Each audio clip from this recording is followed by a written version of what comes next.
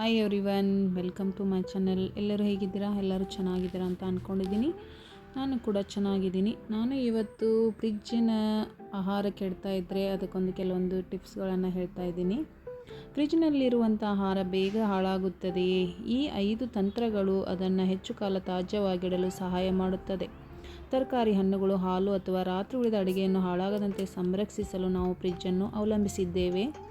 ಆಹಾರ ಪದಾರ್ಥಗಳು ದೀರ್ಘಕಾಲ ತಾಜಾವಾಗಿರಲು ನಾವು ಕೆಲವು ಸ್ಮಾರ್ಟ್ ಕಿಚನ್ ಟಿಪ್ಸ್ಗಳನ್ನು ಪಾಲಿಸುವುದು ಅತಿ ಅಗತ್ಯ. ಗಾಳಿಯಾಡದ ಡಬ್ಬಗಳ ಬಳಕೆ. ಆಹಾರವನ್ನು ಫ್ರಿಜ್ನಲ್ಲಿ ಇಡುವಾಗ ತೆರೆದಿಡುವುದು ತಪ್ಪಾದ ಅಭ್ಯಾಸ. ಆಹಾರ ಪದಾರ್ಥಗಳನ್ನು ಯಾವಾಗಲೂ ಗಾಳಿಯಾಡದ ಡಬ್ಬಗಳಲ್ಲಿ ಶೇಖರಿಸುವುದು ಅತ್ಯಂತ ಸುರಕ್ಷಿತ ಮತ್ತು ಪ್ರಯೋಜನಕಾರಿ. ಬಿಸಿ ಆಹಾರವನ್ನು ನೇರವಾಗಿ ಫ್ರಿಜ್ನಲ್ಲಿ ಇಡಬೇಡಿ. ಅಡುಗೆ ಮಾಡಿದ ತಕ್ಷಣ ಅಥವಾ ಆಹಾರ ಬಿಸಿ ಇರುವಾಗಲೇ ಅದನ್ನು ಫ್ರಿಜ್ನಲ್ಲಿ ಇಡುವ ಅಭ್ಯಾಸ ಅನೇಕರಿಗಿದೆ. ಇದು ಫ್ರಿಜ್ ಮತ್ತು ಅದರಲ್ಲಿನ ಇತರೆ ಆಹಾರ ಎರಡಕ್ಕೂ ಹಾನಿಕಾರಕ. ಹಣ್ಣು ಮತ್ತು ತರಕಾರಿಗಳನ್ನು ಪ್ರತ್ಯೇಕವಾಗಿ ಇರಿಸಿ.